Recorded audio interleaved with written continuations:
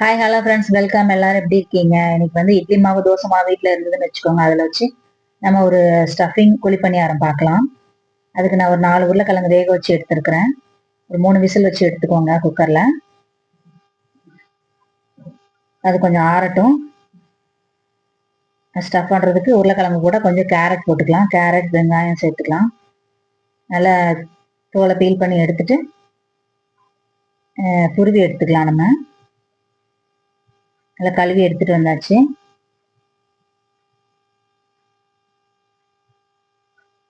எல்லாத்தையுமே துருவிக்கிறேன். அந்த கேரட் பெரிய சைஸ் கேரட் ஒன்று எடுத்துக்கிறேன்.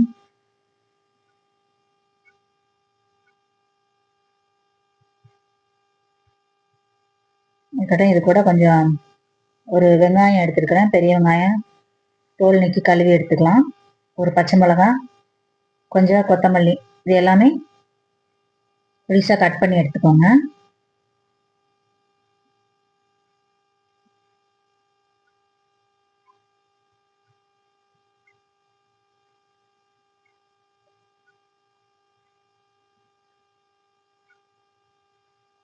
எடுத்து எல்லாத்தையும் தனியாக வச்சுட்டு அடுப்பில் கடாய் வச்சுக்கலாம். விருப்பப்பட்டால் கொஞ்சம் கருவேப்பிலை போட்டுக்கோங்க. அப்படியே போடாதீங்க, கொஞ்சம் நல்லா கட் பண்ணி பொடியாக போடுங்க. அப்போதான் வாயில் பெருசாக வராது, அப்படியே கடிச்சு சாப்பிட்ருவாங்க. சின்னதாக கட் பண்ணி போட்டிங்கன்னா.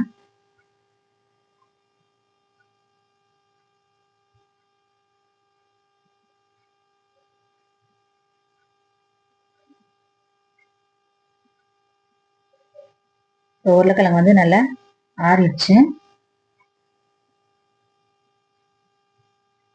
தோலெல்லாம் நல்லா உரிச்சு எடுத்துட்டு மசிச்சு எடுத்துக்கலாம்.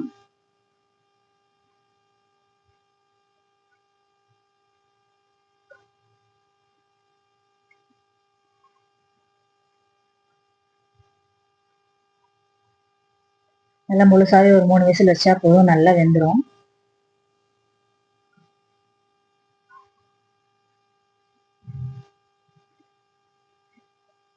இது இந்த மாதிரி நல்லா மசிச்சுக்கோங்க. அப்போதான் ஸ்டஃபிங் பண்ணும்போது கட்டி கட்டியாக இருக்காது. அடுப்பில் ஒரு கடாய் வச்சுட்டு இதில் கொஞ்சம் ஆயில் ஊற்றிக்கலாம். கடுகு உளுத்தம் பருப்பு தாளிச்சிட்டு நம்ம கட் பண்ணி வச்சிருக்கிற ஆனியன், கேரட், கொத்தமல்லி, கருவேப்பிலை அதெல்லாம் போட்டுக்கலாம். ஒரே ஒரு பச்சை மிளகாய் கட் பண்ணி போட்டிருக்கேன். எல்லாத்தையும் ஒன்றாவே போட்டுடலாம். நல்லா வதங்கணும் அப்படிங்கிறது அவசியம் இல்லை. வெங்காயம்லாம் தேவையான அளவு உப்பு போட்டுக்கோங்க. வெங்காயம்லாம் வதங்க வேண்டாம், அப்படியே பச்சையாகவே அந்த க்ரன்ச்சியாக இருந்தால் தான் அந்த ஸ்டஃபிங் நல்லாயிருக்கும் சாப்பிட்றதுக்கு. கொஞ்சம் மிளகாத்தூள், கரம் மசாலா தூள், மஞ்சள் தூள் போட்டு நல்லா மிக்ஸ் பண்ணிக்கோங்க. சும்மா ஒரு நிமிஷம் அப்படியே லைட்டாக வதக்கினா போதும். ரொம்ப கலர் சேஞ்ச் ஆகி வரணும் அப்படின்னு அவசியம் இல்லை.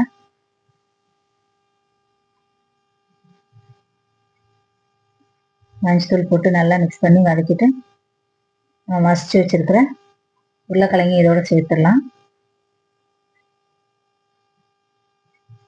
அடுப்பை ஸ்லோவாக வச்சுக்கோங்க, ஹையாக வச்சுட்டா தீஞ்சிடும்.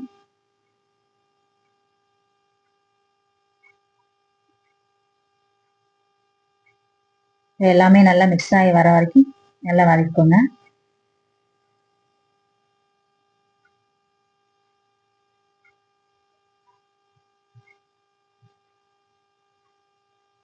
இருக்கட்டும்.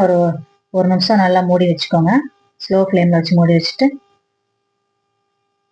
கொஞ்சம் நல்லா எல்லாம் மிக்ஸ் ஆகி வாசனை வந்ததுக்கப்புறம் எடுத்துட்டு நல்லா மிக்ஸ் பண்ணி விட்டுக்கலாம்.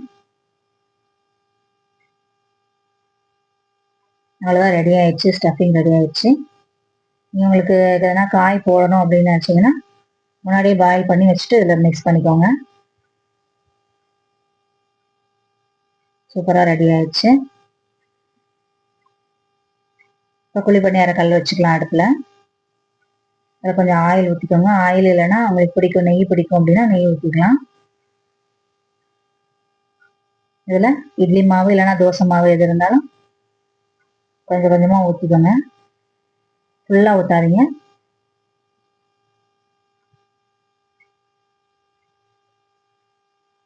ஊற்றிட்டு நம்ம ஸ்டஃபிங் குட்டி குட்டியாக உருட்டி வச்சுருக்கோம், அதை எடுத்து வச்சுக்கலாம்.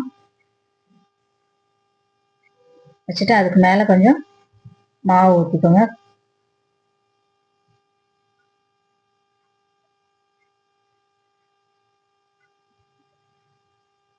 அடியில் நல்லா கலர் சேஞ்ச் ஆனதுக்கப்புறம் திருப்பி போட்டுக்கலாம்.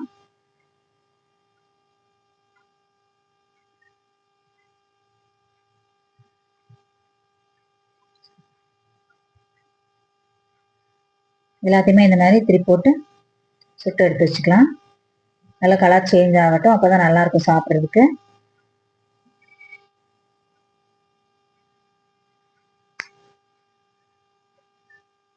அவ்வளோதான், ரெடி ஆயிடுச்சு. இது நீங்கள் அப்படியே கூட சாப்பிட்லாம். சட்னி வேணும் அப்படின்னா சட்னி வச்சு சாப்பிட்டுக்கோங்க.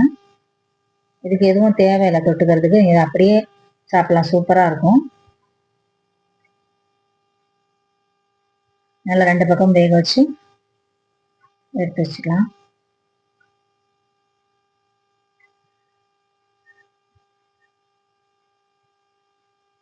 நல்லா சுட சுட ஸ்டஃபிங் குழி பணியாரம் ரெடி ஆயிடுச்சு.